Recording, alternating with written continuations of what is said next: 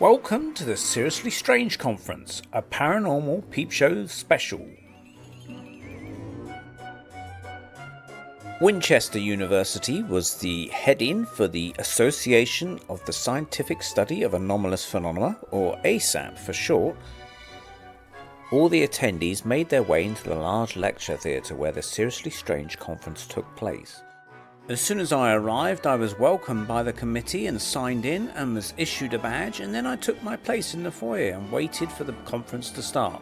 And of course there was one person already waiting there to meet me.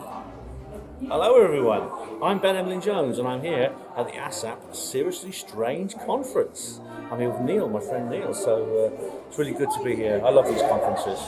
They had a variety of academic speakers and lay researchers with a blend of accessible and more academic talks. Speakers had the opportunity to present their talks in front of a large screen.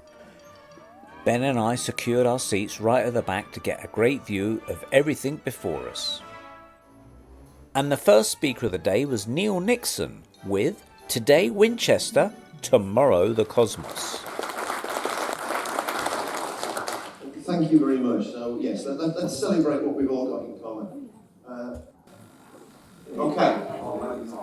Can we start with this? Has anybody read Crap Towns by the Idler people? Yes. Thank you very much indeed, Asaf, right? 1999 book, The 50 Worst Places to Live in the UK, Winchester number 5.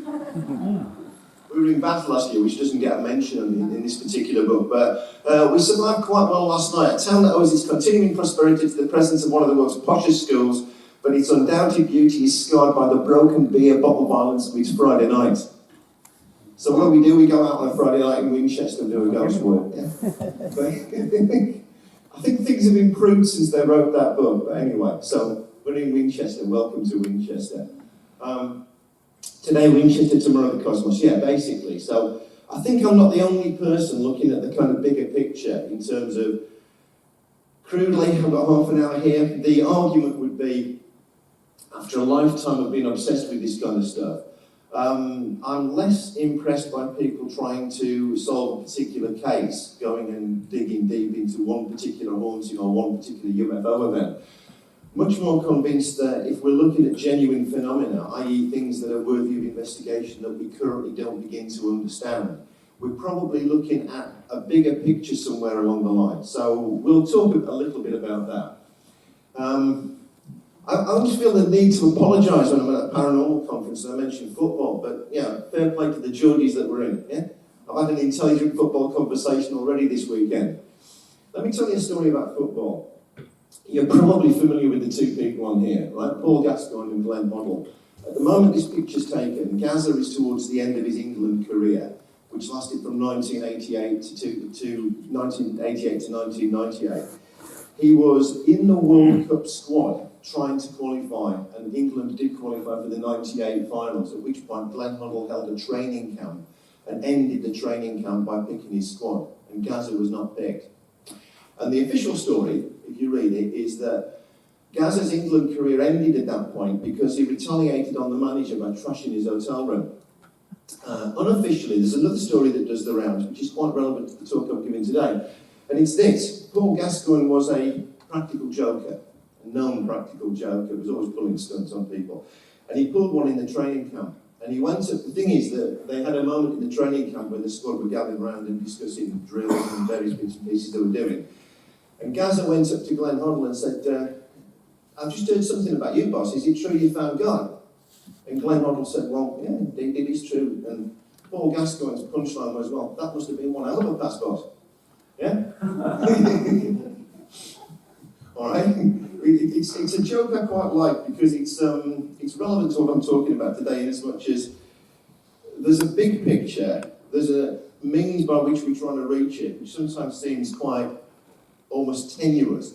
So passing the football to God is kind of like a metaphor for some of the things I'm going to be talking about. Let's get to the serious stuff.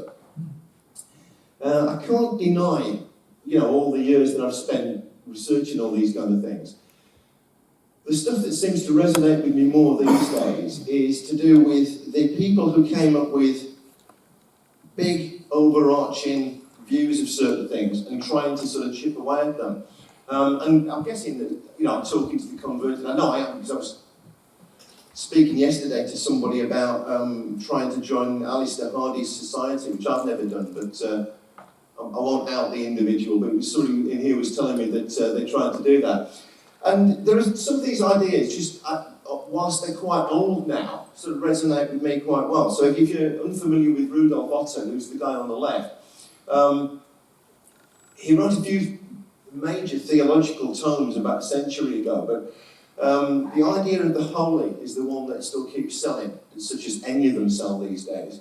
And he had a central plank of this idea, which is that he talked about a concept called numinosity, which is the numinous is the stuff that's kind of between what we can observe and what we can pick away at and what we can prove, and the kind of amorphous thing that we'll never reach. It's that bit in the middle. And he felt very much as a theologian that he was dealing with something that was bigger than we could understand, but that was just in sight, almost just over the horizon. You could perceive it, but you couldn't quite get to it. And I recently read Alistair Hardy's book. In fact, if anybody in here gets the Christian parapsychologist that Matt Arnold produces, I've got an article coming up. Well, I've got to write it first. Yeah, all right. I think I can cope that. But I've got an article coming up in there looking at 50 years of the book written by Sir Alistair Hardy, The Biology of God. And it's an interesting read. I mean, he's a biologist and a Christian, and he starts from the premise that there must be some biological existence. This is 1975, so what can you prove and not? What can you not? But the last one, I mean, I'm assuming one or two of you spotted this. This is a meme I picked up the other day. I mean, clearly when you're playing with this kind of stuff, the danger of confirmation bias is massive, so things resonate, but that doesn't necessarily mean that you're right. I found that quite funny because it's a picture of a woman worshipping Jesus, but as some of you probably spotted, that's David Gilmour, the lead guitarist in Pink Floyd, who's an avowed atheist. But just to give you an example of the cautionary tale, you can even find that in his lyrics. I mean, obviously there's, the danger is that things resonate, but you just go off in the wrong direction and you get your own confirmation bias to it. So let's talk about two of my favourite paranormal stories. Again, apologies if you're unfamiliar with this. Sorry, if you are familiar with it. Alfred Bertu on the left. On the 12th of August 1983, he was fishing by a canal back in Aldershot in the early hours of the morning. As you do, a UFO lands. He sees two beings that come out through some bushes and beckon him towards them. He goes through the bushes, the beings aren't in sight, but the UFO is there. He goes aboard the UFO. He finds himself in a room, kind of futuristic room, but there's nobody around, no being of any kind around. Then he hears a voice, but he doesn't know where it's coming from, and he asks him how old he is. He points out that he's about to turn 78, and I'm sorry to break this to you, but the voice says, "You're too old and infirm for our purposes." All right. Lucky for him. Aliens are ageist. I do quite a lot of. I'm bookable for talks. I'm speaking it, and you get booked in Route 1 jobs, or like the University of the Third Age and Probus groups, active retirees on a midweek afternoon. That story goes down quite well with some of them, and appallingly with others. Like the oldest person in the room is 90, and you just tell them the aliens aren't interested in them. And I've got to apologise to, she's around somewhere, the goth from Grimsby, but, sorry, I know you're talking about Elvis. I'll keep it down to one Elvis story this morning. But I discussed this in the webinar a few weeks ago. True story. A girl with Down syndrome, a young woman with Down syndrome is dying. She had a heart condition, she was never going to live very long. Her parents were big fans of Elvis. She'd attended an Elvis gig. It's in Raymond Moody's his book about Elvis, Elvis After Life. She says goodbye to her dad, goodbye to her mother, and then as she's dying in front of them, basically lapsing into unconsciousness, she says, "Elvis is here." Or specifically, "Here comes Elvis." A moment so meaningful that it actually drove her dad back to renewing his religious vows. But it's a true story. I mean, it's the eyewitnesses say it's true. Now, I don't know the literal truth of that. You can't go and investigate it and prove it one way or the other, but the point I'm making is that they're surreal stories. In many ways, they don't seem to have a resonance of absolute literal truth. Yeah? Just pre-internet, and it's absolute bollocks. Provably so. Yeah. And just do yourself a favour. If you've heard that story and you believe it, go and check out the Skeptoid episode, which demolishes it with names in about 15 minutes flat. So, we are victims of our own ability to believe, our own willingness to believe, basically. And in a previous life, I taught professional writing to university students. You taught mythic structure. There's a book called The Hero with 1,000 Faces by a guy called Joseph Campbell. He tells you mythic structure for storytellers. There's a simpler version called The Writer's Journey by Christopher Vogler, which is the same thing. We are hardwired, literally hardwired to believe. Right? That's a quote from my book on mystery, which is just based on, like reading a lot of this stuff. We interpret mysteries in line with our current beliefs. It's easier, in your brain, it is easier to believe something than not to believe something. We're social animals. We've been taught to hear stories and trust each other. That's what our Paleolithic brains taught us to do. So, my microphone's way down.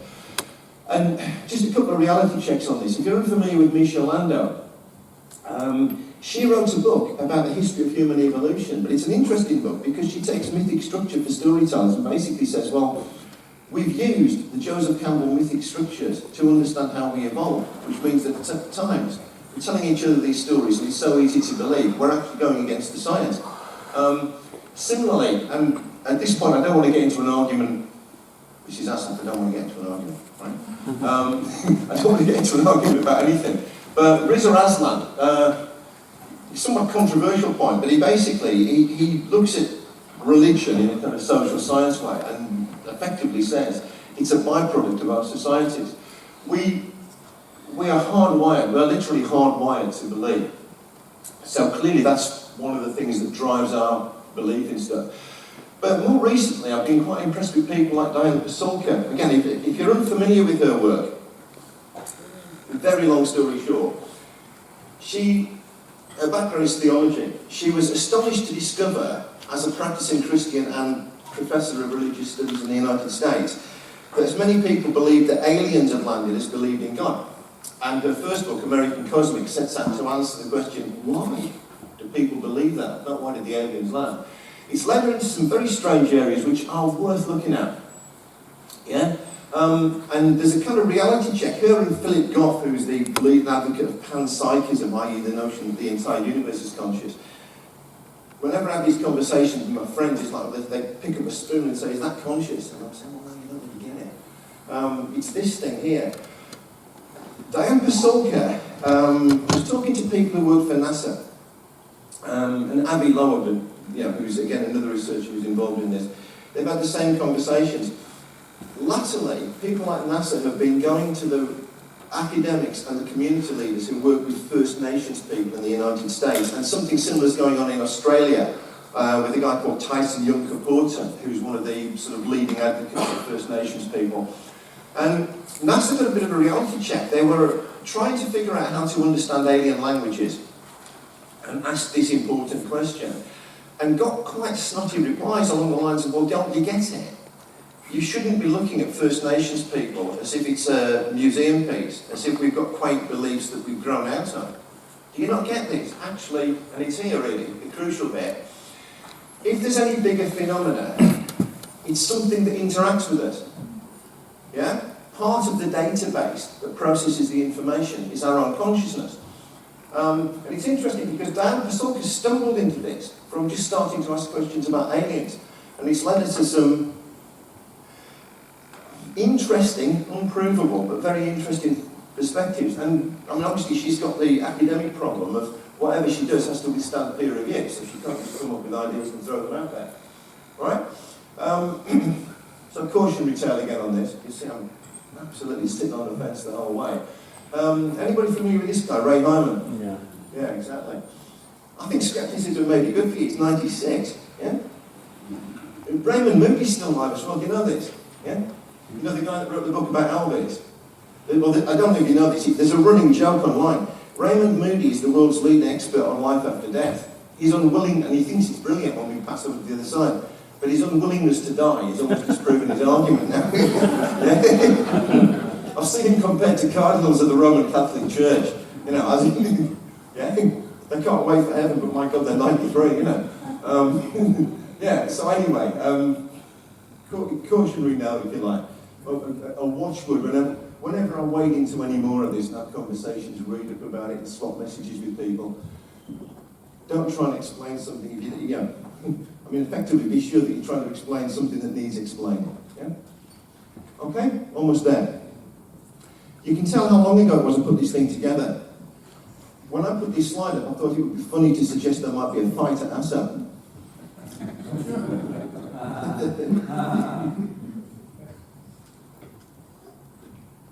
I'm not seriously suggesting we try it. They're both on stage later on today, they can explain themselves. But if you like, this is sort of where I'm coming to. I'm grateful to be on the bill today with both of them selling me on books at conferences, particularly this kind of stuff, because I just much prefer hanging around with people and blathering. I will go and put a load of books out in the first coffee break if anybody wants one. And other than that, bother me around the weekend, okay? These are all the sources. Any questions?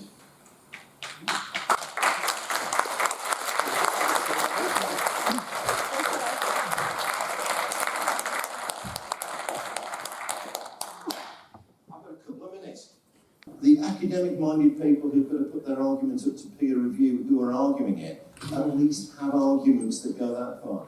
If you wanted a one-stop shop, Philip Goff, who works at the University of Durham, wrote a book called Why. If you want a simpler one-stop shop, he was on In Our Time with Melvin Bragg earlier this year, and you can download the episode on panpsychism. Oh, sorry, is there one more? A quick one. Yes. Yes, okay. I was wondering whether, in the context of the Diana Pazorka and all the latest theory about consciousness, etc., have you been keeping up to speed with the latest developments at Skinwalker Ranch, where we have a combination now of hard science and He's got 1 minute to answer that. Made the point about the indigenous... The answer is yes. Oh, you have, right. The bigger question is, have you been keeping up to speed with the two-part Skeptoid episodes on the UFO Mafia takes over America? I haven't, but now I will, yes. My point wasn't going to be that. Let's talk Robert Bigelow later. That's it's not Robert Bigelow now. I know, yes, but let's talk about how that'll come about later. Cheers. I'll see you outside. Yeah.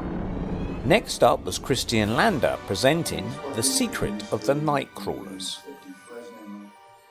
So, at that event was a US Air Force veteran. He has a YouTube channel, goes by the name of Rogue Alien, and it is often his piece of footage that is the most commonly shared version of the Nightcrawler.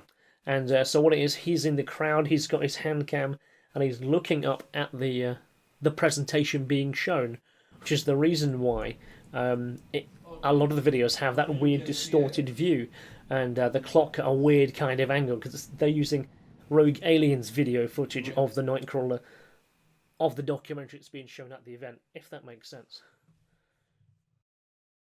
So indeed, this thread here is from AboveTopSecret.com, posted by Johnny Anonymous, and his synopsis of the event. Of course, he was there, and indeed he was able to discuss his views on the event, as well as many other discussion threads that popped up around the same time.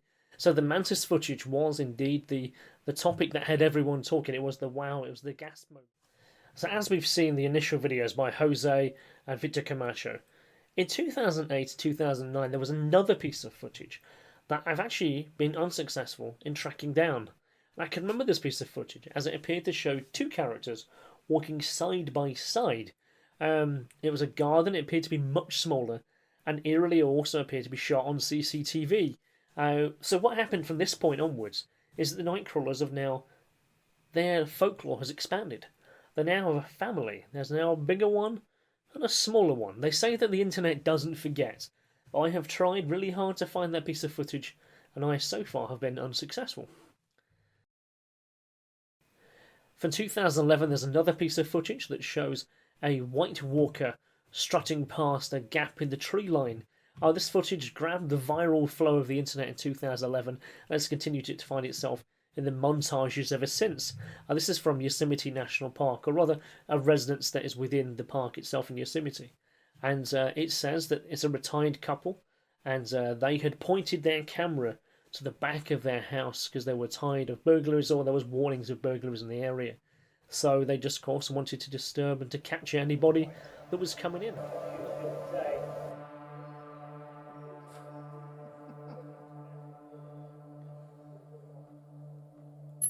I found here ultimately is that I didn't have the weights of the feet there, so it was actually catching on the wild grass. So I decided to basically add some paste. So I'm about to show in a second.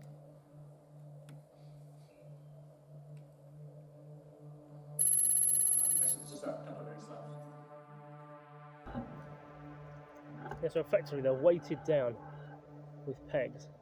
And basically it's a cardboard tube with a fasten at the top. Just kind of give it that weight and that kind of knee joint effectively as it makes its stride. That's the same, of course, both legs. Swing along the grass. There's that weird disjointed angle.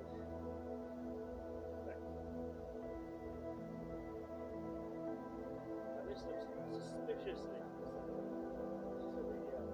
Frazer nightcrawler. There's this puppy landing on my leg, biting into me. The eye. The leg's fine, but not quite getting that into me. Far away it's possible, because if I'm all the way over here, if I'm slightly lower down, you can get quite a fast, easy walking motion. It comes striding along the grass. All I'm doing is literally pulling left and right as it kind of weirdly moves along the ground. And this is how this walker, I believe, was animated.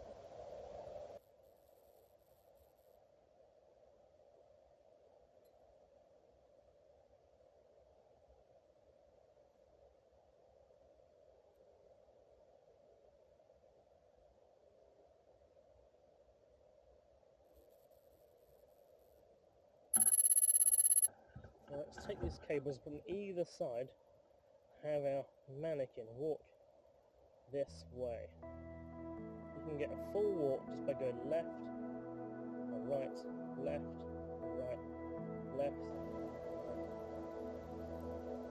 Kristian's film clearly demonstrated how one could imitate the Nightcrawler footage by using a pair of trousers on a line being tugged along with invisible wires, which did look quite convincing. Or I suspect the original Nightcrawler footage was possibly formulated on some kind of CGI program like Maya or 3D Studio Max, rather than physical trousers on a washing line.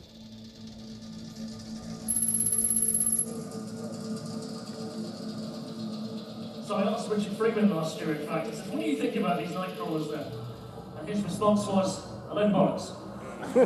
So, Following on from the Nightcrawlers, we then had a talk about Are Ghosts All in the Mind? The Evidence from Animals, with Dr. Ann Winsper. So I thought, let's just look at puppies and kittens for the next half an hour. No. Soothe any tensions that might be. So, are ghosts all in the mind? The evidence from animals. Well, these are my three current monsters. I had to put them in. Lenore the evil, thanks Nori. Vincent, who's apparently summoning the dead there, and Lucifer, who is actually seeing dead people in that picture. But not actually psychic, and I don't think they see dead people, but who knows. So, can animals see ghosts? Well, this seems like a simple question, but as always with anomalous phenomena, things may not be how they seem. So let's look at some contemporary discussions about animals seeing ghosts, taken from the internet. So the question was, can cats see spirits? So I'll read out some of the responses. I have a cat that is just like any other cat, but occasionally she would just stare at the corner of a room for like 5 minutes, sometimes even longer, as if someone was there when there wasn't. It creeps me out, so I did some research and I heard that cats can see spirits, and I very much believe this. It's of course the famous internet research. The next one, I have heard stories about cats pouring the air above a recently deceased person. Presumably they can see the person's spirit and are trying to touch it. So I think it's highly plausible that they can. Mine stares at random locations in the house, places with no bugs or other distractions, just a random corner of the house. So in my opinion, I think they definitely can see them. Personally, knowing cats, I think if they're pouring the air above a recently deceased person, they're probably checking their debt so they can eat them.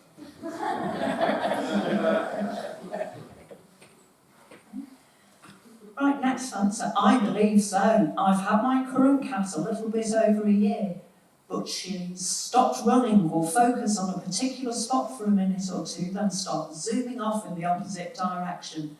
My sister and I think it's our late paternal grandfather. I feel his presence every once in a while, and he loved to tease cats.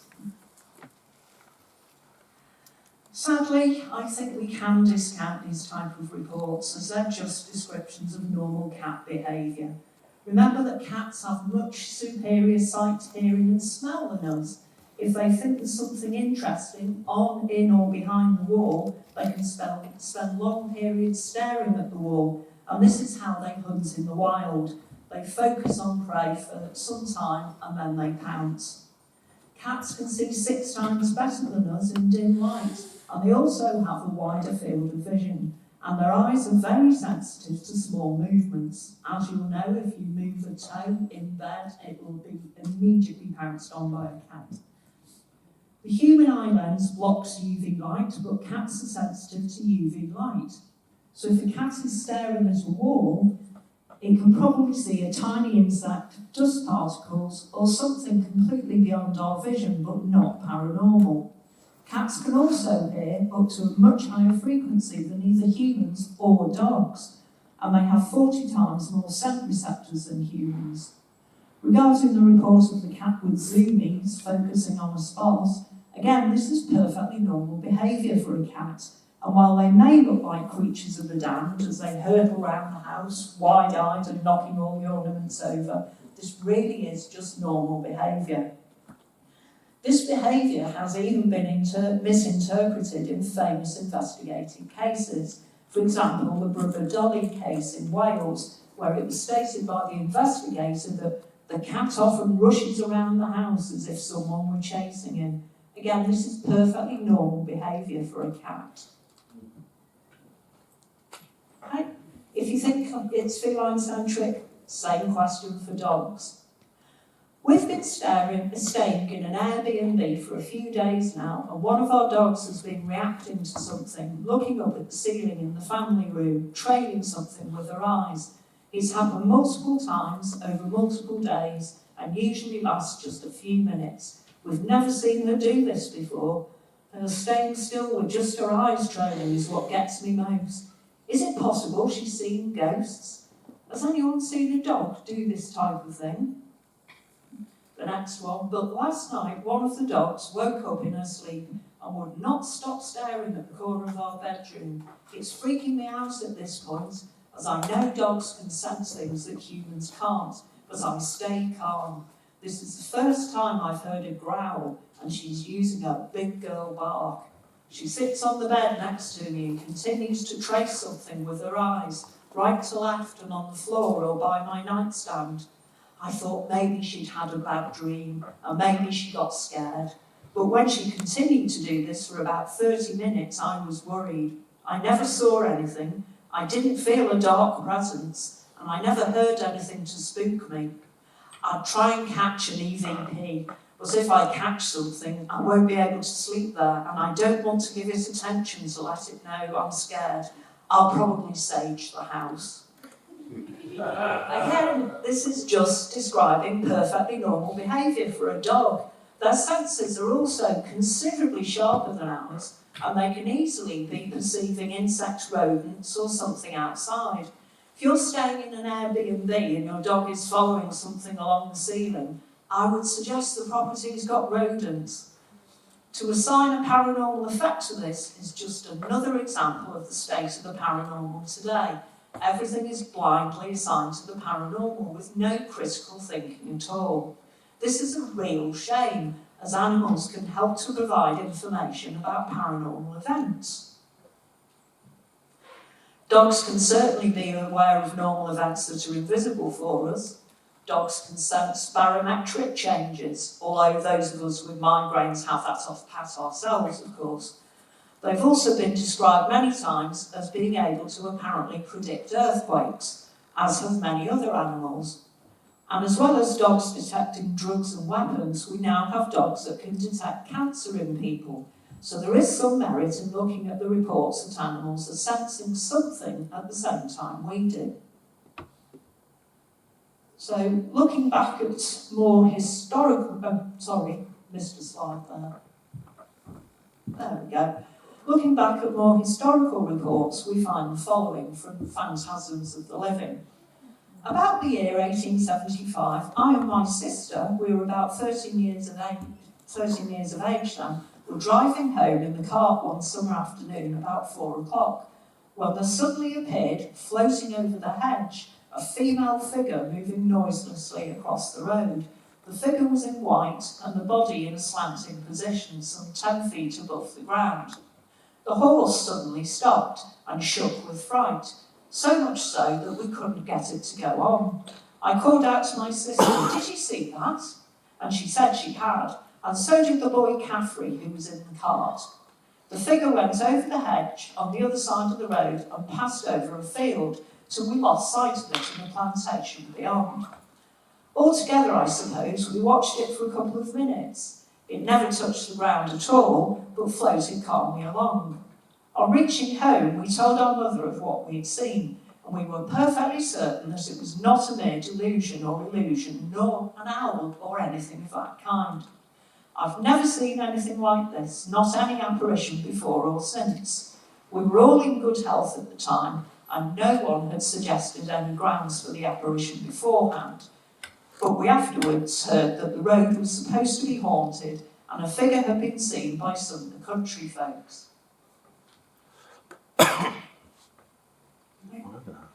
Now, I'm sure you all remember this. This upset me enormously when I saw it when it happened, but the horses are all okay, so it's fine. Horses are prey animals. Their senses are finely attuned to any danger. They will spook at the slightest thing. I mean, these poor army horses were spooked by building materials being dropped near them. But anyone with horses knows that they will spook at something as small as a leaf or a cloud or a blade of grass. However, in this case, the horse stopping with fright coincided with the apparition appearing. I would expect a horse to stop and refuse to continue if the apparition had been something more normal, such as something being blown by the wind, but the witness seems convinced that it was a paranormal event. If we assume that this was in fact a paranormal event rather than misperception, this suggests that the horse was also witness to the event, which means it was external to the percipients. So we leave Dr. Ann Winsper there talking about the evidence of animals with ghosts, and after the break we were then joined by Deborah Hyde, who presented The Crocklin Vampire. So, Crocklin is a place in Cumbria, and the word comes from crog, which is probably a broken bit, and lin, which is sort of a bend in the stream. So you can see it's very, very beautiful. It's isolated. It's next to a very high fell, and yeah, that is the illustration that we know for the Crocklin Grange vampire. Now it looks a bit, to me, it looks like Anthony Hopkins studying to do Hannibal Lecter. But yeah, it does, doesn't it? But it was used many years before he did that. It was going to be a book cover and never ended up being so. But it's kind of, it covers the whole story, really. The story was related by a guy called Augustus Hare, who was known for collecting lots of anecdotes about upper-class people, which were quite boring, and a lot of anecdotes about supernatural things, which were very interesting. And he told the story of when he was at dinner one night with 3 people.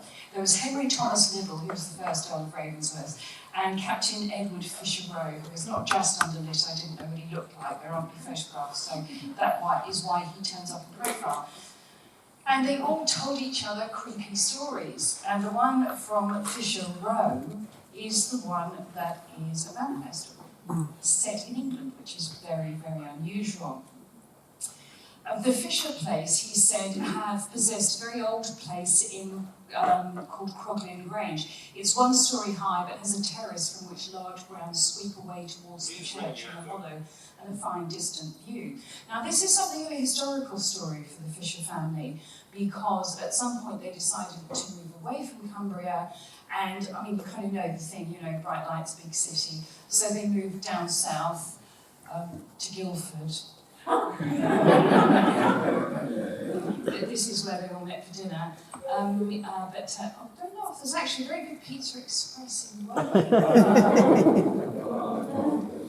So at the time, going back, their tenants, 2 brothers and a sister, they heard their praises from all quarters. So the tenants were very clean and sober, not prone to making up funny stories at all.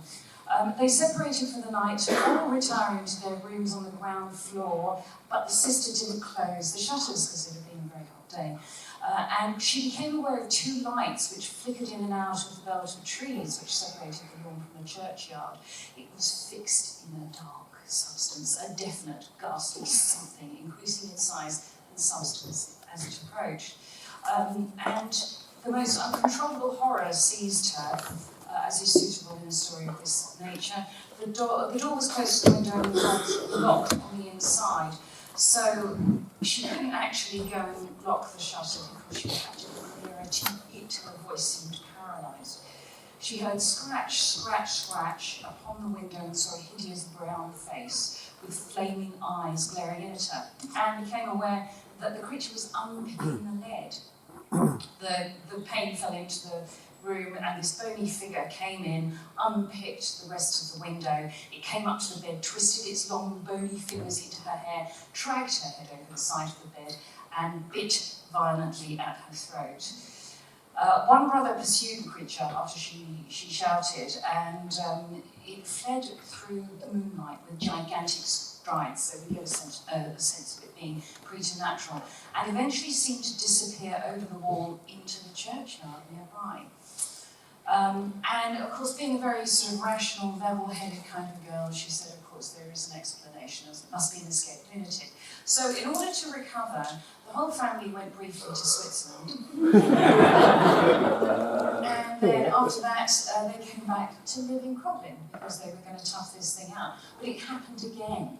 There was another scratch upon the window, the same brown, hideous, shriveled face was staring in. One of the brothers fired, hit it in the leg, and it scrambled into the churchyard and seemed to disappear into a vault, into a family long extinct. So here we have a really, really good vampire story, actually. The next day, the vault was full of coffins. They broke in with a load of locals, and they saw that the contents of the other coffins were horribly thrown around the place and mangled all around the place, but one remained intact. That lid had been lifted, but it was loose upon the coffin. They raised it there, brown with a shriveled, mummified, but quite entire was the same hideous thing. And it had the marks of a recent pistol shot in the leg. And they did the only thing that can lay a vampire, they burnt it. Technical point, there's actually other things you can do to lay a vampire, but we won't go into those right now. That's definitely one of the valid ways, so they did the right thing. Now, the V word, this is interesting. The whole thing that makes Croglin interesting is vampires don't really belong in England. I mean, there are a couple of sort of, we've got a couple of revenant-type stories from William of Newburgh, Walter Map, people like that. We're talking about the 12th century, when England was going through a very, very bloody civil war. A civil war which hit every class of society. So they kind of really, they belong in Eastern Europe.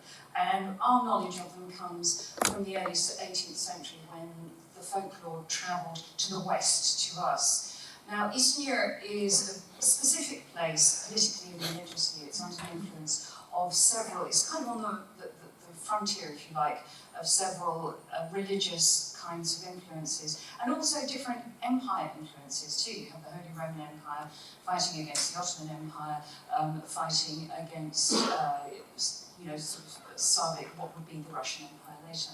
So these borders were moving backwards and forwards all the time, and so there were working class people who were just performing perfectly normal rituals to them.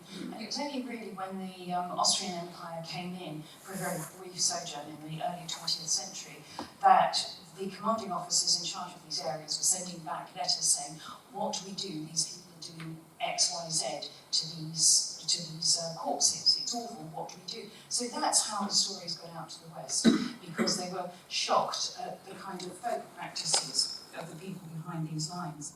I mean, vampires really are associated with epidemic death and a misunderstanding of an understanding that death does come in epidemics with exactly what the vectors are. And it's about a misunderstanding of decomposition too. And people don't keep corpses around for the perfect good reason that they're a source of contagion. So we can understand all sorts of things about decomposition from books that they couldn't, and they would misread as an artificial continuation of life, if you like. They're associated with deep burials, things like the bodies being staked. It didn't have to be in the heart, it could just be in the gut, or anything that would pin a body down that was full of gas and likely to move when it had been buried, or perhaps being face down so that if it woke up in its death and it started to try and scrabble out, it was at least working its way down instead of working its way up. So that's what we see in vampire folklore. We don't see any of that in English folklore. It does belong in a time and place. So the first person to really investigate Hare's story is a guy called Charles Harper. He wrote a book called Haunted Houses, and he actually went up to Croglin to find out all of the facts to see if they related. He said, it is to be added from personal observation that there is no place styled Croglin Grange. There's Croglin High Hall and Low Hall, both farmhouses very much like one another, and not in any particulars resembling the description given. So he could actually find something that fell squarely into the description. He did a picture of Croglin Low Hall. It still looks pretty much like that. And he indicated that it was probably the house that was mentioned in the anecdote. But it's least a mile distant from the church, which has been rebuilt. The churchyard contains no tomb, which could be identified with that described by Mr. Hare. And Croglin, that is Croglin Church, and it's actually over a mile, well over a mile. You'd have to be a bit athletic to run across the fields to that.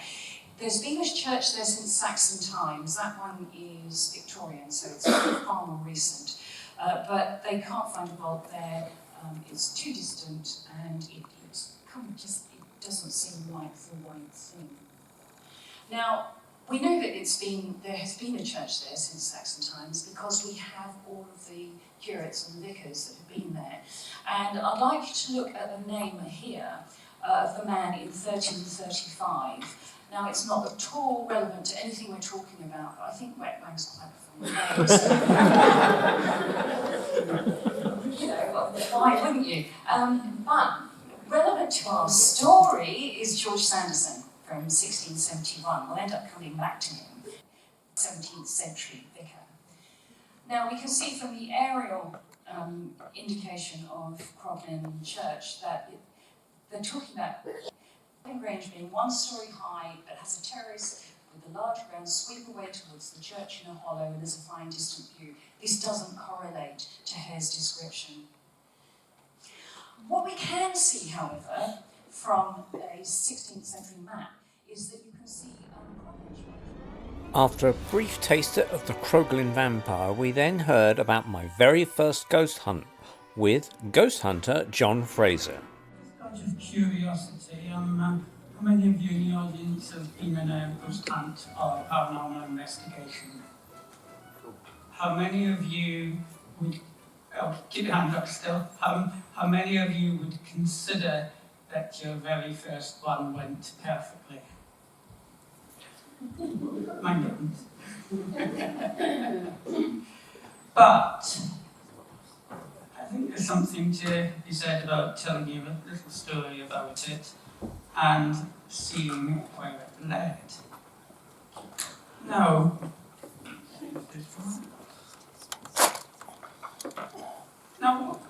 depending on your age, most of us in the audience have either got our first glimpse of the paranormal from either Peter Underwood or response. Definitely. A lot of response. But perhaps we should also be honest and admit that our first perspective of the subject comes probably more from that of romantic dreamers, indulging in a what-if passion, and that the science and quest for meaning and evidence kind of only comes later. After all, even Isaac Newton started as a romantic alchemist, asking what if base metals could be transferred into gold. And as we all know, Newton became one heck of a scientist. And if changing science was our only aim, we perhaps should admit we probably all failed miserably. I'd kind of say paranormal investigation is also about testing one's own beliefs. Now, on that point, come from the underbeliever. And I was about 13, and purely by accident, I discovered him in a rare TV documentary on real-life ghosts. Now, that was long before the 51st series of Most Haunted was available on demand.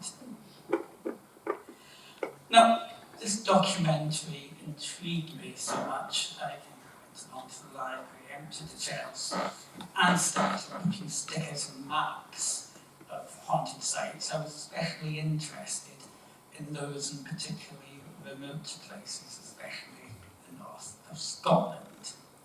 And I decided at that point, when I was 13, I was either going to be a ghost hunter or a professional goalkeeper when I grew up. But I didn't grow up enough to become a professional goalkeeper. And about a decade later, I found myself in a dull job as a trainee auditor. And around the same time, I found myself watching this magical movie with a magical soundtrack by Dire Straits. Don't know if you guys have seen it, but I would thoroughly recommend it. It's kind of about an American young executive who enchanted with magic experiences in the north of Scotland.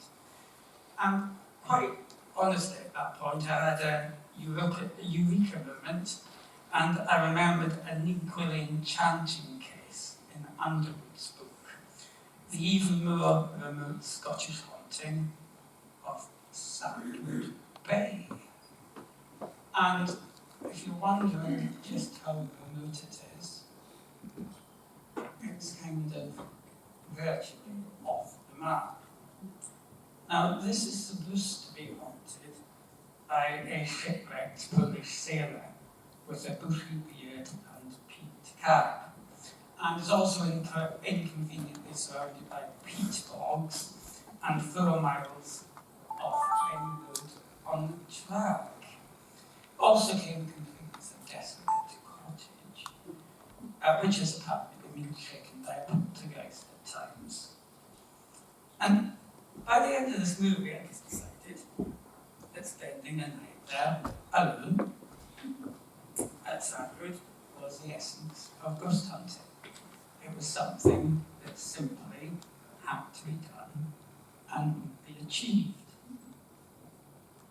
Now, there were 3 rather novel things that were to help and hinder me in this task. First one, Vauxhall Viva, purchased for about £200, nicknamed the coffin on wheels by some of my friends. And the second one, fully comprehensive AA membership, for obvious reasons. And finally, the fact that I just happened to be international officer of the Young Liberal Democrats, and there was a conference in the Scottish town of Cooper, organised by the European movement, which in those pre-Brexit days I could drive up to London with most expenses paid. Perfect. What could possibly go wrong without such a well-thought-out plan? Well, either by coincidence or synchronicity, my gearbox shattered exactly as I arrived in the conference venue. perhaps the spirits of Sandwood were sending a message on no further. But after the conference, I was thinking about returning home, but I suddenly decided to give the AA an ultimatum. Now, either to walk 500 miles, that was indeed prefer the proclaimers when you had to walk, or get a cow mine fixed, because I had to breathe it. So I basically ended up in a spring Sunday morning, coffee in the regional centre, definitely ringing around for a gearbox, and they eventually found one. And I found myself driving up the A9 to Inverness, and then into the wilderness and lakes, of which I had never experienced before. I drove past ruins that totally isolated, there's no national trust here. Ardrat Castle, home to Clan MacLeod, haunted by a tall grey man. Spent the night in the relative safety of the Clare Rescue Hotel, which is not entirely safe, according to Underwood, as it is apparently haunted by a ghostly fisherman called Childius. And the next day, after surviving that, I continued further north. I ate at the last sizable settlement, sensibly putting my rechargeable torch on charge. We left John Frazer with his torch on charge, and then we went over to Dr. Kate Cherrell, who gave a very humorous talk on Has Elvis Really Left the Building?, looking at a history of the celebrity seance.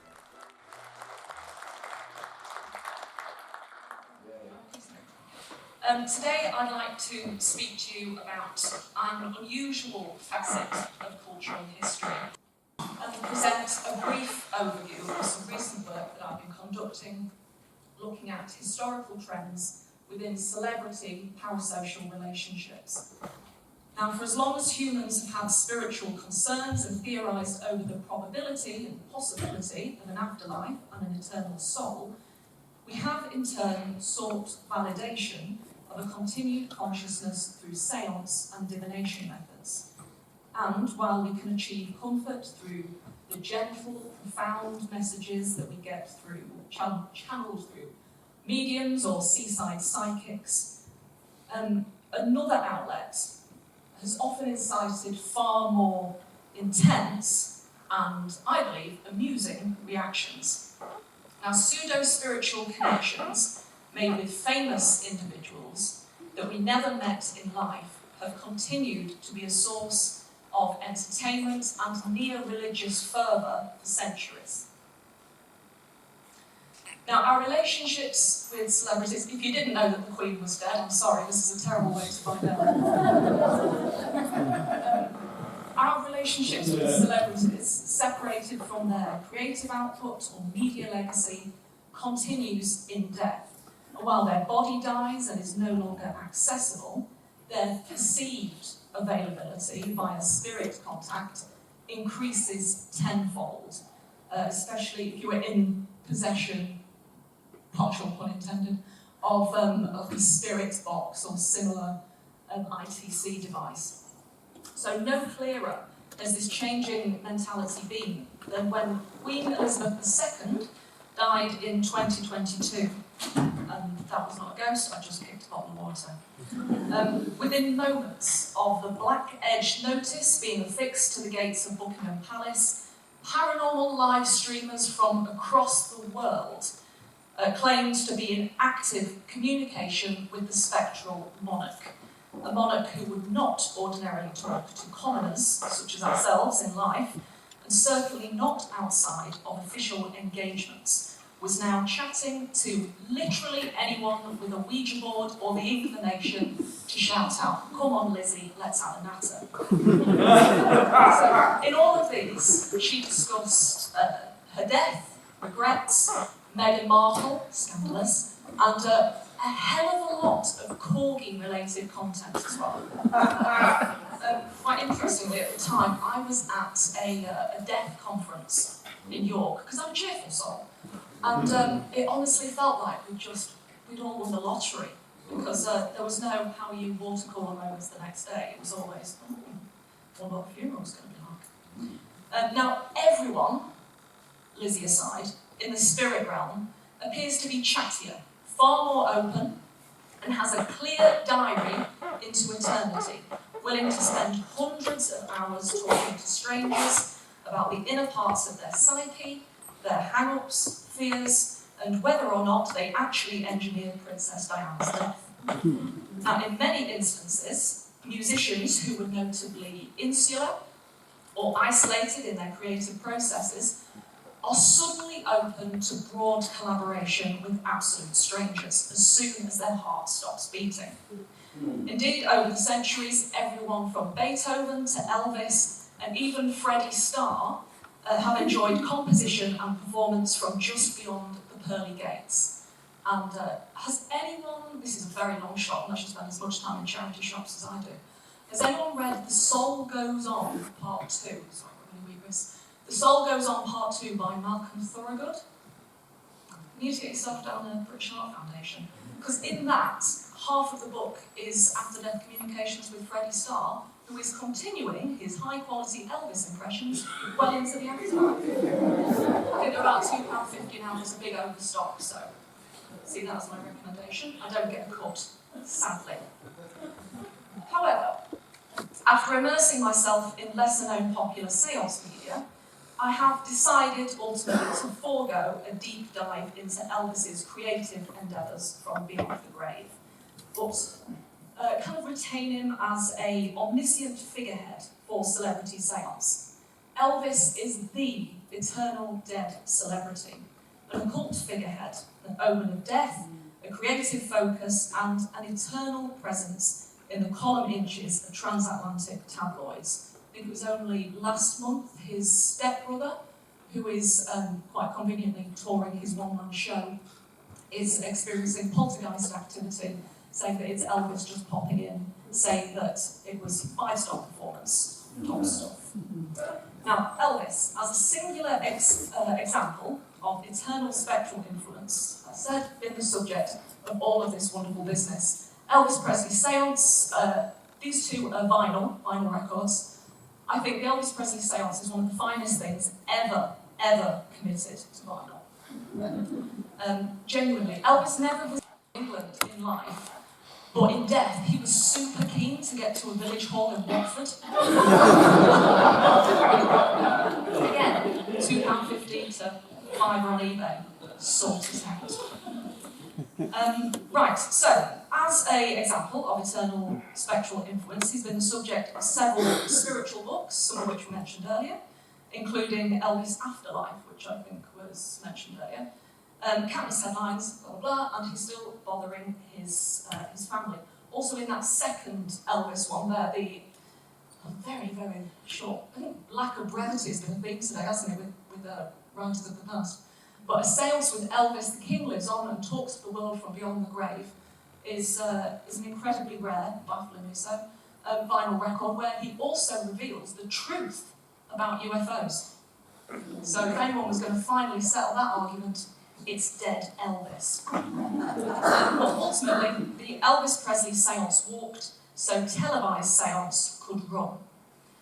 Now, in 1956, the term parasocial relationship was first coined by Horton and Bob, defining how one-sided interactions between a user, a media personality or product resulted in the user perceiving a greater depth of relationship than could be rationally attributed to their interactions. The dawn of mass media allowed for individuals to believe that they were experiencing and developing a face-to-face relationship with an individual that they had never interacted with in any meaningful way. In more pop culture examples, the pop star Chapel Roan, if any of you are familiar with her oeuvre, she recently put up several TikTok videos. Yeah, I'm still youthful, I know what TikTok is. I have no idea how it works. But she put a few videos out chronicling her experiences of predatory, obsessive and threatening behaviours. Now, while the spirit of John Lennon made few shockwaves in the world of Beatles fans, and also no shockwaves in the worlds of paranormal enthusiasts and pay-per-view subscribers who were waiting for their wrestling and their gyrating women with very frustrated bank accounts. Its place in the history of celebrity worship and paranormal, well, popular spiritualism and paranormal history is secured. Parasocial relationships are an inherent part of the celebrity-consumer cycle, but clearly do not finish at the point of death, merely transforming and elevating, where personal ideas, beliefs, and senses of self can be projected onto a heavenly blank slate. Today, live stream seances are commonplace, coming a long way since most haunteds live broadcasts of seances, screaming, and one-time viewer interaction from within the walls of regional coaching inns. As soon as a celebrity death is suggested by a media outlet, seances and EVP sessions begin across social media, invariably before the undertakers have even parked their hearse. And as we discussed earlier, Queen Elizabeth didn't stand a chance. And while Paul Sharrett may not be remembered as one of the century's greatest filmmakers, his contribution to paranormal history, celebrity culture, and briefsploitation is undeniable. We can only imagine what seances would have reached the DVD bargain bin had Sharrett lived just a little bit longer. But in place of contacting the spirit of the man himself, we should be grateful for his brief dalliance with the supernatural, and his questionable legacy of the pay-per-view seance. Thank you very much.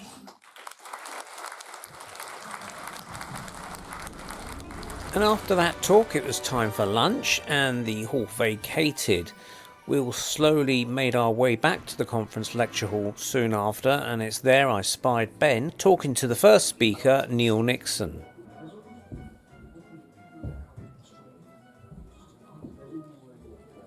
It was then we spotted Matt Arnold giving Professor Chris French some spiritual healing, or maybe it was massage. Who knows? Hands on heads in the way. It's a bloke, yeah, see, that's quite something. I wonder what he thinks about it. Will he attain any kind of real enlightenment? We're going to have the panel discussion in a minute, so that'll be interesting. Let's get to the side of him. He's right in a good position. There he is. Timothy to the line, Still, I think they're going to finish it off in the showers. Following the lunch, it was then an open panel discussion with all the speakers lining up on the stage to discuss questions from the audience, and I was one of them. And for once, Ben was stumped with any possible questions he had for Professor Chris French. You know, I can't think of, despite all my agreements, I can't disagree with this, I can't think of any question to ask. So we'll start at the far end and bring it all the way down. You've got 30 seconds to introduce yourself to everybody there. Some of you have already spoken, but a lot of you haven't, so over to you. I've been fascinated with the paranormal my whole life. Started out just listening to lots of scary folklore stories from my mad aunties, and it transmogrified into just being very, very interested in the historical and cultural context of all these beliefs, because whether the creatures exist or not, the fact is that they turn up time and time and time again in our brains. So I find this an absolutely fascinating and riveting side of human nature, and that is why I spend a lot of time reading about vampires, werewolves, poltergeists, and demons. Thank you very much, Deborah. Smileys all over the place. I'm Dr. Ann Winsper. I have looked at ghosts for about 50 years now, and I still haven't managed to catch one in a jar, but I'll keep trying. Did my PhD on electronic voice phenomena, so I've been interested in that. And my big thing for the last, probably 15 years or so has been time slips. So if anyone has any weird time experiences, please come and speak to me. Oh, I'll do that. I'll sit now. My name is Dr. Porges. I started as an economist. Brilliant. Converted into psychology in the early 90s, did a PhD with Richard Wiseman in the early 90s, looking at intuition. Spent 15 years lecturing and researching the paranormal. Come back to academia now. At the moment, I'm researching the Dodson case that I'm going to talk on that tomorrow. It's the Dodson case. I'm Chris French. I used to believe in a lot of paranormal stuff, right the way through doing a psychology degree. While I was doing my PhD, which was in a respectable area of science, I read a book, sort of recommended a book called Parapsychology, Science or Magic by James Alcock, a social psychologist. It's the first sceptical treatment of any of this stuff I'd ever come across. Opened my eyes to the wonderful world of skepticism. Initially what started as a hobby, gradually I kind of realised I could actually teach some of this stuff. I could do the occasional little project here and there, get some publications, and it's kind of up from there until, yes, I've now finally retired in 2020, and my book is available on sale after my Hello, I'm Dr. Kate Cherrell. I'm a writer and academic, and my obsessions are essentially miserable Victorians, so right through to morning cultures and popular seance. I co-host a podcast called Loopholes, which takes a sideways look at the esoteric and is a right laugh. My book is out in May 2025. It's available pre-order on all the usual places. So please pre-order it. Those pre-order sales mean a lot. And once last year, OK magazine called me the golf from Grimsby, and that has defined my identity. Thank you, Chris. Terrible fakes. I was very excited when Uri Geller appeared on the scene. I used to leave all this stuff, as I said. I'd been in the sixth form at school when Geller appeared on the scene, and it was incredibly exciting because he appeared to be the real thing. There were scientists around who were saying they believed he was the real thing, and I was a total believer. As I've said, I've already said what kind of turned me on to skepticism. And I now find it just as interesting to try to just ask the question. Basically, it's a kind of working hypothesis. My starting point for a lot of the research is to say, well, let's just assume that paranormal forces don't exist. Could we possibly explain the weird experiences that people definitely do have any other way? And then, wherever possible, can we put those kinds of explanations to the test? So that's where I'm at now. I think I've gone from being a believer to being a kind of fairly extreme skeptic back towards the middle ground. I'm kind of quite prepared to say I may be wrong. As a work, the idea is that if nobody's actually looking for these non-paranormal explanations for ostensibly paranormal experiences, well, we're not going to find them, are we? So it may well be that some things are genuinely paranormal, but if that's the case, I'll be helping to sort the genuinely paranormal from the stuff that just looks as if it's paranormal. Well, before it goes back, what was the seriously strange thing that makes you still go? I mean, there's... Can't go away from that. Obviously, I very often get asked after talks, have you ever come across anything that you couldn't explain? And I basically just say, no, next question. No, I don't really, but I do, but I say it's a joke. The short answer is, I've got, of all the stuff that we've ever done in terms of experimental tests of things like telepathy and precognition and so on and so forth, and I've done a lot. None of that stuff has ever come out kind of in any vague way convincing. Having said that, I've appeared in lots and lots of often really, really terrible TV programmes. Well, one or two occasions there have been things where I've actually kind of thought, well, that was intriguing. I'm not quite sure what the answer was. I can talk about it in more detail if you want to later. One was a documentary about a little kid who claimed that he had past lives. He lived in Glasgow. He was just from an ordinary family.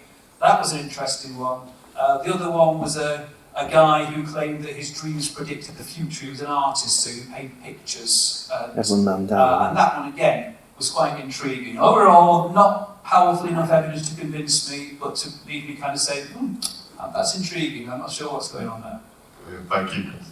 Well, so sadly, I've never had a paranormal experience, nothing in the sort of realms that we're talking about. I got into the paranormal because late 80s, I think it was, I was dating somebody, and middle of the night she woke up, she goes, I just had this amazing experience. Thank you very much. No. She had an out-of-body experience. And so the next day, we went up to Covent Garden, to Mysteries. Anybody from London knows Mysteries? Yeah. I walked in, and that was it. Wow. So I went out and spent an enormous amount of money on a tarot card book, £1.99, going into it through that way. At that point, I just said earlier, I was an economist, but I wanted to do psychology, so I did a conversion course, and a couple of years later was looking at a PhD topic. Was going to do emotions, stumbled across this strange bloke in the book doing stuff about cognitive biases in power and belief, and looked at it, I thought, that's the eureka moment, power and belief. So I applied to Chris, and time to start off. I know. He said no money. Yeah, right. So I ended up going with Richard Wiseman, did the intuition stuff. Down market. Yeah, down in Hatfield. So that's how I got into the paranormal. It's the psychology of, and it's just really sexy, isn't it? Basically, it's certainly better than doing economic psychology. So that's the background for me, the paranormal. So I got into it as a young sort of 20-something from the populist viewpoint, because of an experience I then often had, and I just run with it. In terms of what baffles me now, Debbie. Not her case, just Debbie.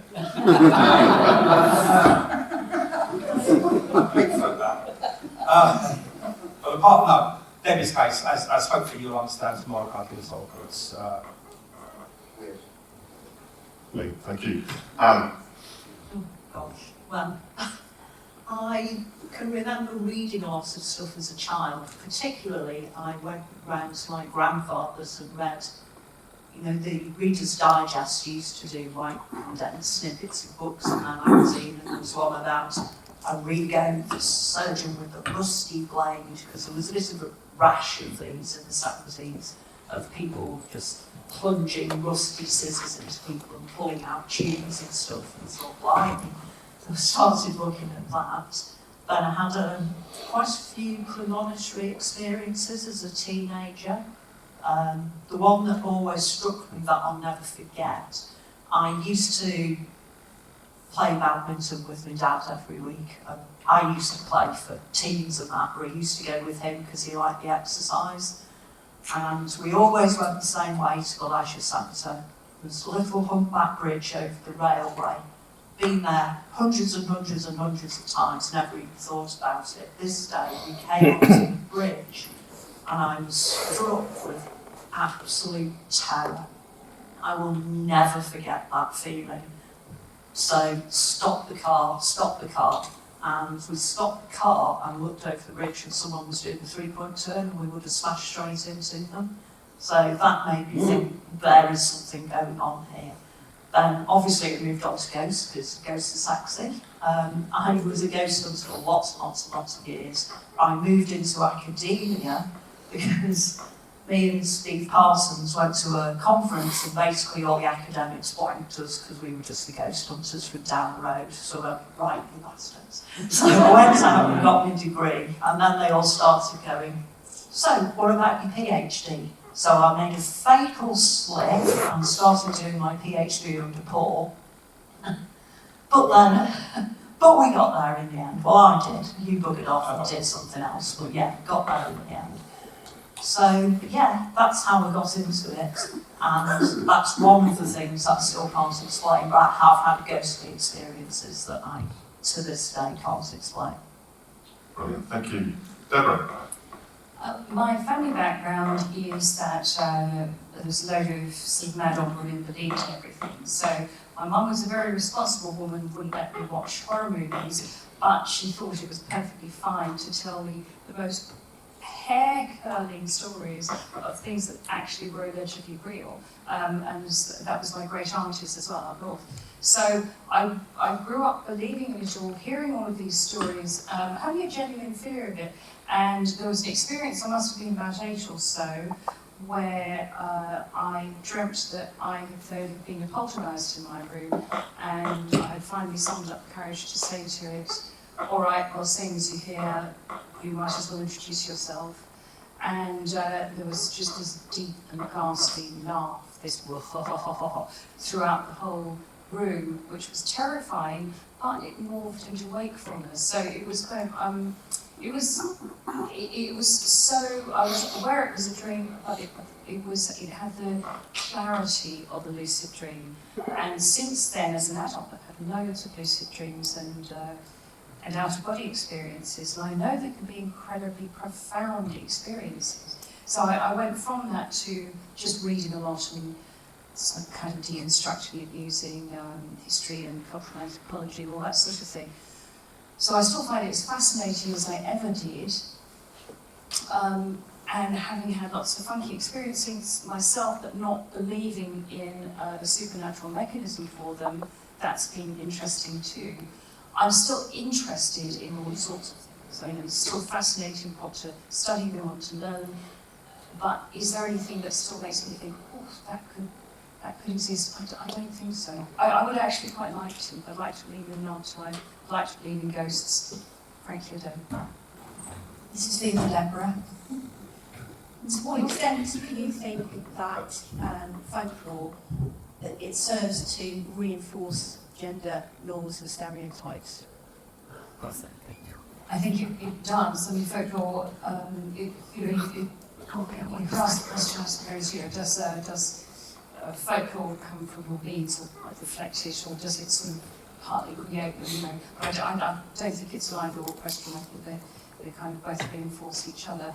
And folklore does reinforce all sorts of beliefs. I mean, it's kind of the encapsulation of some wisdom. People don't read technical manuals, they tell stories. And it seems to be the way our brains really take things in and live them. And so where there are gender rules and gender stereotypes, but all other kinds of stereotypes, that would be where they are, I think. Yeah. Was there a particular one story you're thinking of? I was just thinking that with the Pikes, a lot of the stories around vampire always seems to be women in peril. Yeah, there are two sort of strands of literary of vampires really. There are the folkloric vampires that come from Eastern Europe, and they're very, very different to the literary vampires. The literary vampires were inspired by the stories coming out of Eastern Europe and from the Austrian Empire in the 18th century.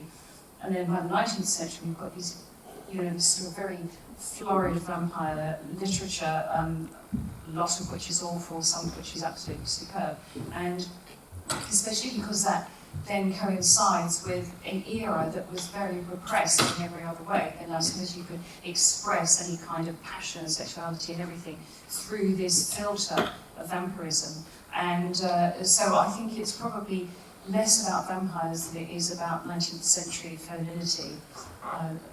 Just using vampires as a way of talking, about power relationships. Anybody on the panel wants to expand or add to that? Paul? Actually, yes. I was talking to somebody years ago who had done, he was a master's in counselling psychology and specialised in Bram Stoker's Dracula, and claimed that Bram Stoker was press homosexual and the whole vampiric thing was a desire for his then partner to lose the baby. I think you've never heard of that one. No, I think it's how I knew about it. Freud. Yeah. There's a sort of barely concealed repression in 19th century literature, isn't there? That got literature. Speaking of conflict literature, I think we've got a deconstruction. Do you want to say anything? No.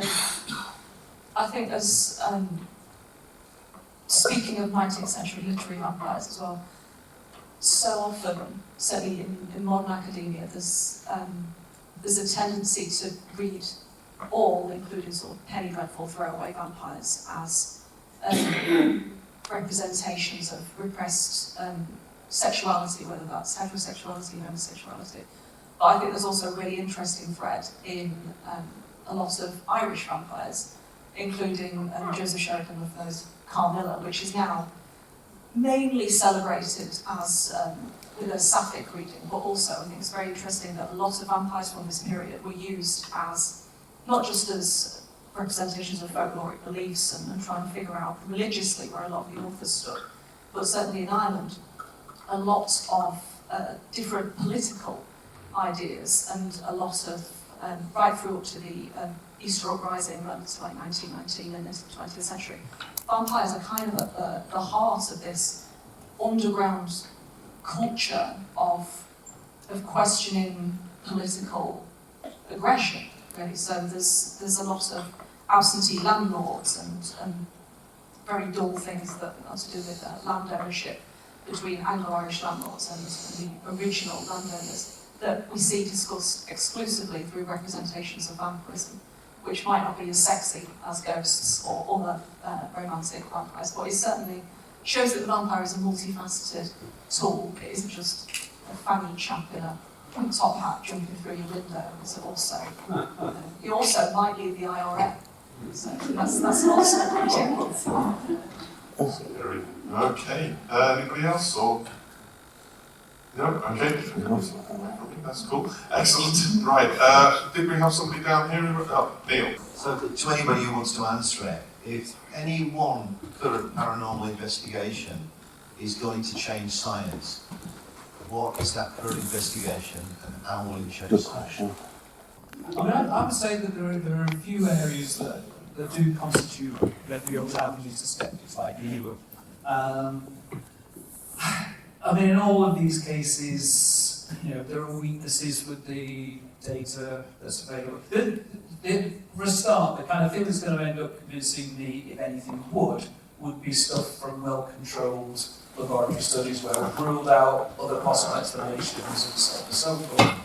Anecdotal evidence, on the one hand, we know that people misperceive, misremember, all that stuff. We also know that sometimes people just make stuff up.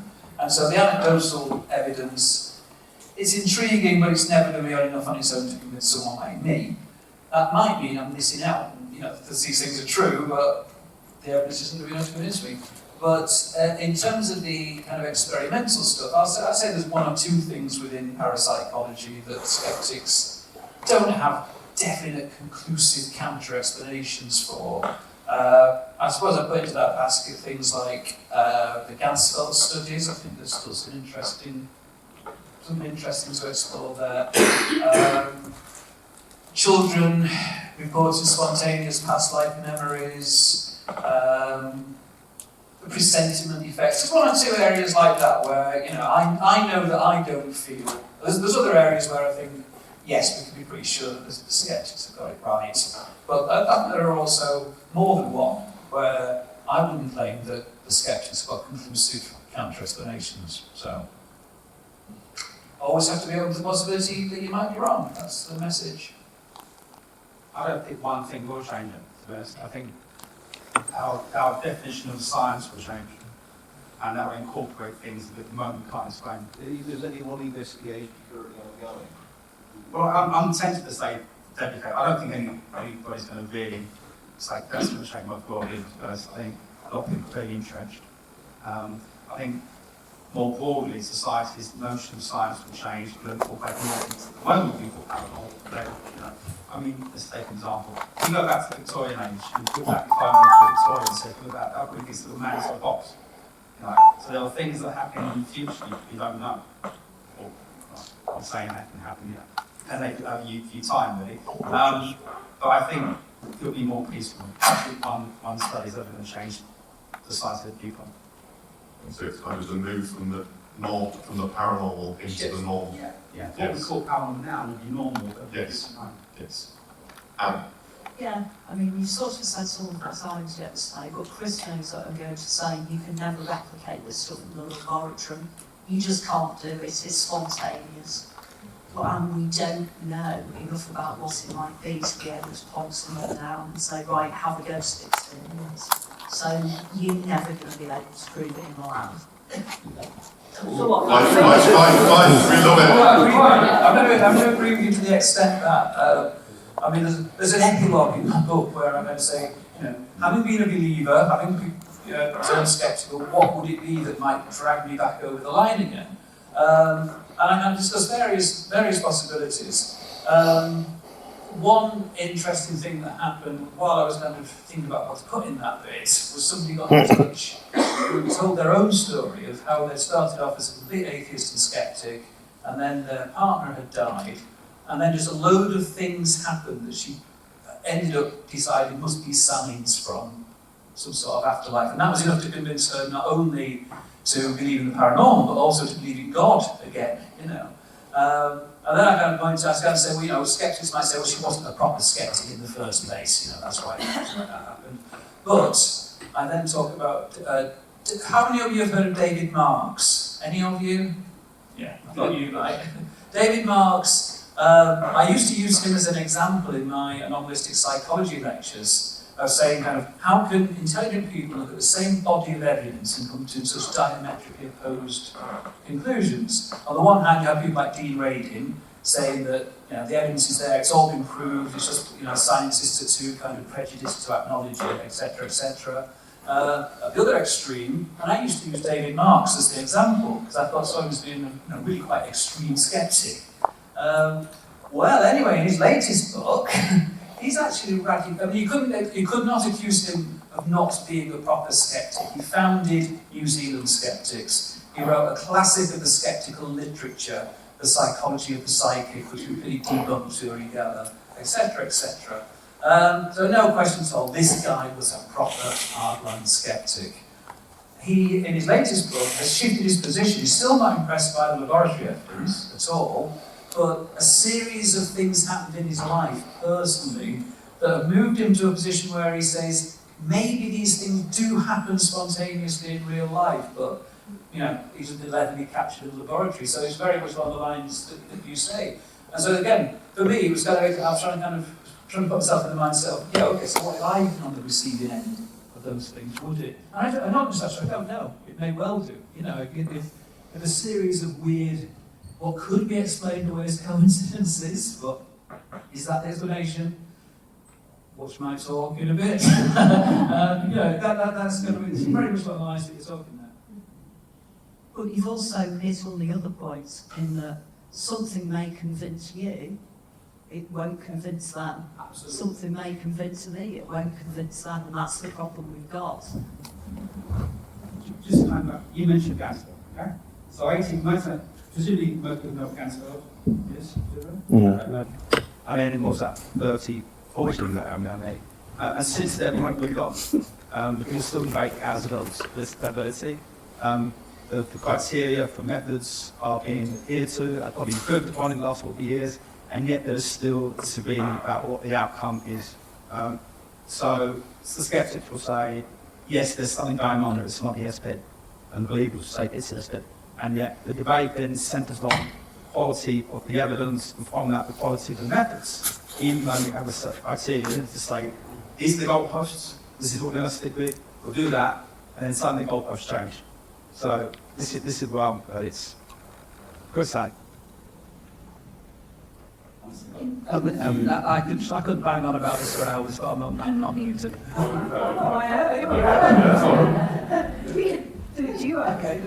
You know, one of the under-researched areas is biases on the part of skeptics. I totally agree, because most of the research on the psychology of paranormal beliefs is carried out by skeptics like me.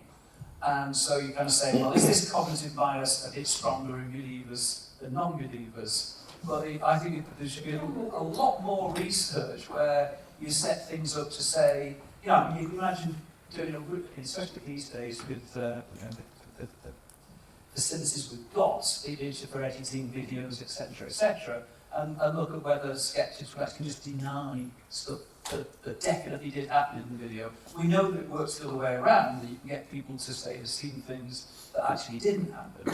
But it's very rare that it's looked at the other way, and I think that's really...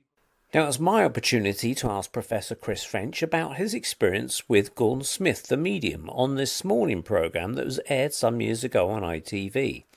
It was a test between him and Gordon, who could get the most accurate reading, with Professor Chris French doing cold reading and Gordon doing his mediumship, which Chris alleged was just cold reading. Well, who came out on tops?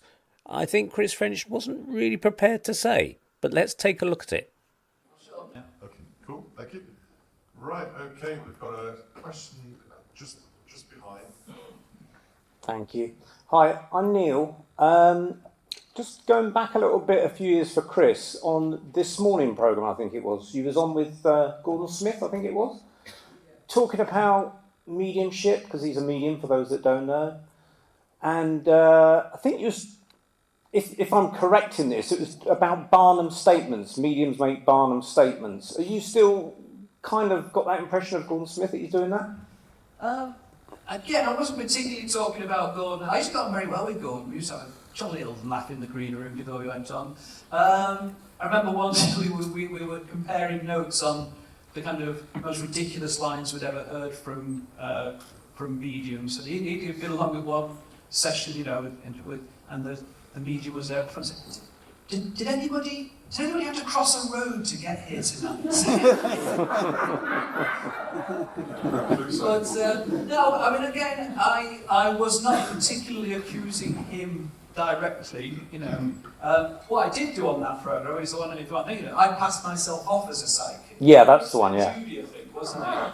And that was quite an interesting experience because basically, you know, the researcher phoned me up. I mean, there's more to cold reading than just Barnum statements, but Barnum statements are very useful for padding out a reading. Then the researcher got in touch with me. They were going to be doing this item on mediums and psychics.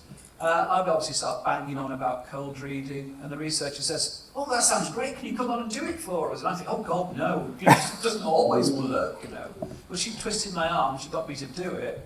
And yeah, I am now an officially approved psychic. It wasn't a question of trying to make that person, that volunteer who had been told that I was a psychic, look silly.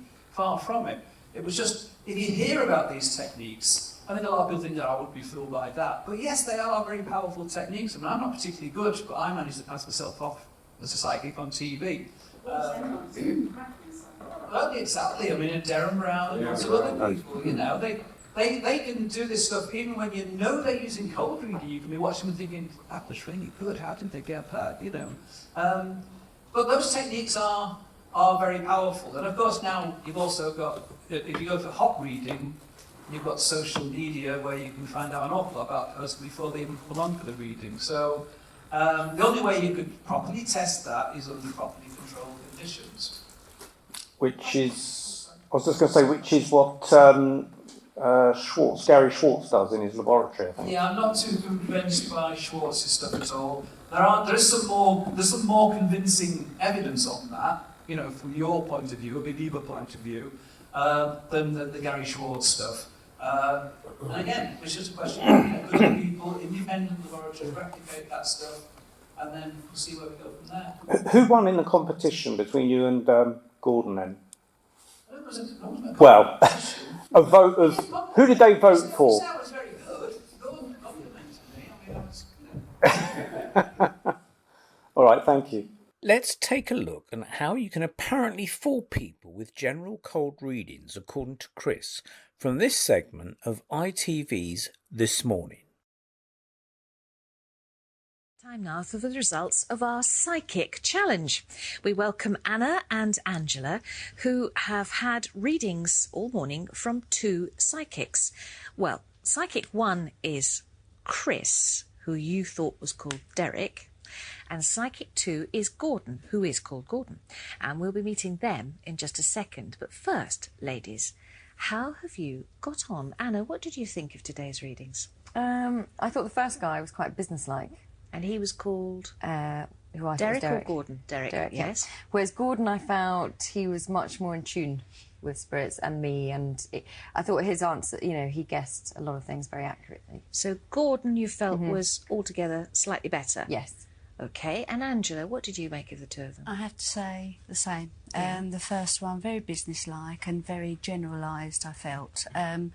Gordon, I felt, picked up straight away on... But in terms of accuracy, how accurate were both of them, Anna? Well, I think the first guy was fine because he was accurate on really quite mundane things, like my washing machine breaking. Do you know what I mean? So it wasn't that interesting. Whereas the second guy was very much more in tune with people from the past, you know, my husband, children. So therefore, I think he, you know, they were both sort of accurate, but the second guy was much more interesting. Okay, and Angela, you felt the same? Again, the same, yes. Very accurate. Wow factor, in fact, the second. Interesting results, yes. Well, it's time to bring on our two psychics, Gordon Smith and Derek O'Connor. In you come, both of you. What we didn't tell Anna and Angela is that Derek O'Connor is actually not a psychic, but in fact the country's leading skeptic, and he's Chris French. Which is why you were blindfolded, in case you recognised his face. I'm sorry about that. Which is quite interesting, because I think the summing up of both our ladies there said that Gordon, you went straight to the heart of the matter, you know, much more in tune. And Chris, you've been on here before saying, listen, you can cold read anybody, but you've been sussed as being a bit general here. My feeling was that the first reading went a lot better than the second one. I mean, I wasn't, you know... There were a few times, quite a few things that I came up with for you that you thought, oh, that's good, and you've gone, and admittedly, it was all fairly mundane stuff. I'm not at all surprised. I mean, the reading that I did with you, I came out there, I thought, well, that didn't go very well. You know, I kind of accept that. I mean, I'm not at all surprised that Gordon did a better job than me. Well, it's his job. He's been doing it for, you know, he does it day in, day out. That's what he does. You know, I'm kind of trying this after, you know, reading a couple of books on it and trying it on a few people and so on. Yeah. Overall, I was kind of, you know, I was quite happy with my performance with you, even though it was all very fairly mundane stuff. Let's have a look at what this you've done for us today. This is Anna's first. There are things that you would like to do, there are ambitions that you've got that you've not really made as much progress with as you'd like to. Some kind of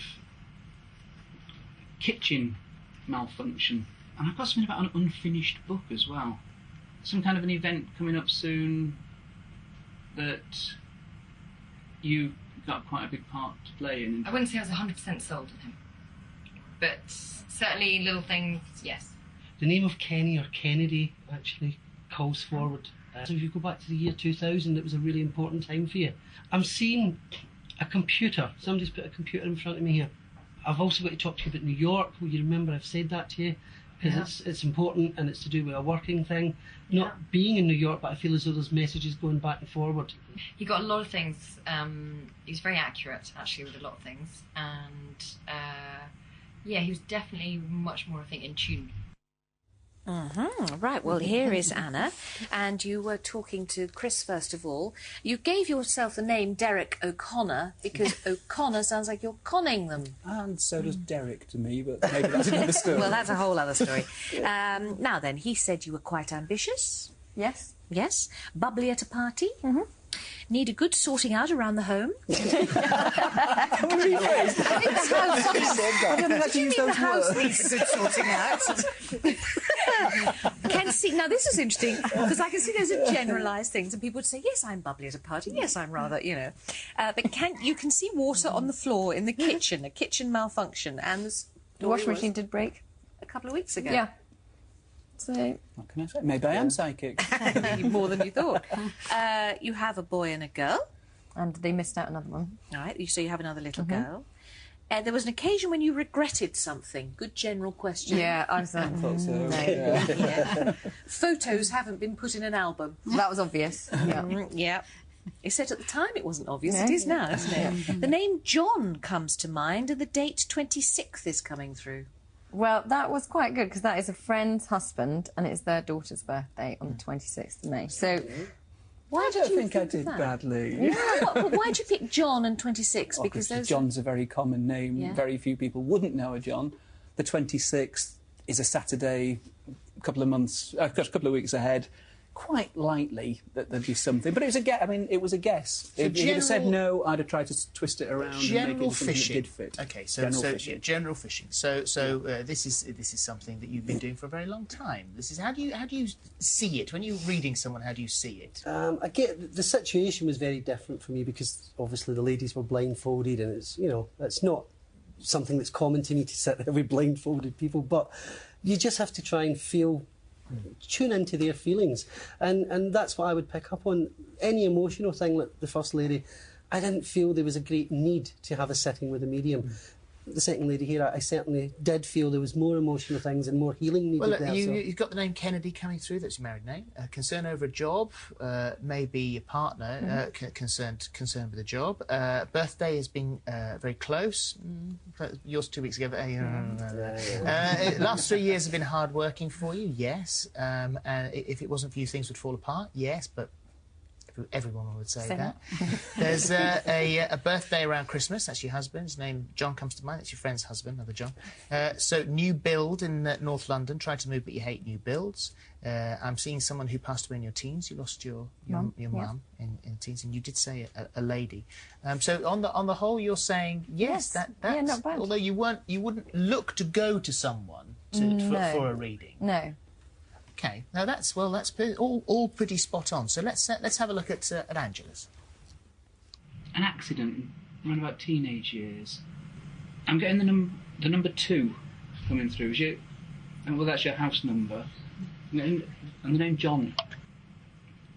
Again, I don't know if this makes any sense to you. I'm getting an unfinished book. I thought it was quite general, really. My reading was quite general, nothing specific. I've gone along the Thames. I feel as though I want to go towards the East End of London. A strong connection with that name, Angela or Angie, but there's a reason for it. And I feel whether it's the name or whether it's the song, I don't know. I've got to talk about a new house. Yeah. There's talk about a new house, or somebody moved to a new house. 2003. Yeah. I've got to go back then, and it was a real emotional time. I'm just quite overwhelmed with it, really. I'm just trying to still take it in, but he was just amazing. Wow. Wow. Well, Chris, you admitted already that Yes. your reading didn't go according to plan, and Angela wasn't particularly impressed with you. But Gordon, this is when you're at tears at the end. You see, Gordon's work, I hope you don't mind me saying this, is with grief counselling. Absolutely, really. And you don't charge for your one-to-ones, but you do earn your living with your books. By the way, I have one here, Gordon Smith, Through My Eyes, there you are, through your books and the book tours. Yeah. So that's how you earn your living. Yeah. But this grief counselling is very interesting, and you hit for Angela on the sense of a man with a heart condition, and this is your father. Yes, that's right, who died in December. Yes. And we weren't, he couldn't say goodbye, and that came through quite clear. So for you, however and whatever you think about the work that Gordon does, did you feel somehow lighter by hearing some news? Absolutely, absolutely. To have a sense of a man with smiling eyes saying the words, or singing the words, "And You Baby," Helen Reddy, who would know that? But he used to sing that for you? Yes, he did, actually, yes. But both of you gentlemen would say, I think you're both united in saying, be careful how you part and where you part with your money. Absolutely. Definitely. And especially somebody who's had a loss, because you are likely to be drawn into somebody's advert or something like this, because they do pull you in. And I would say, trust the medium or the psychic by their charge, and by that I mean those who don't overdo it. So. Yeah. Thank you both very much. Thank you. What I like is that they both really enjoy each other's work, which makes me feel they're both pretty genuine. Very good. Thank you.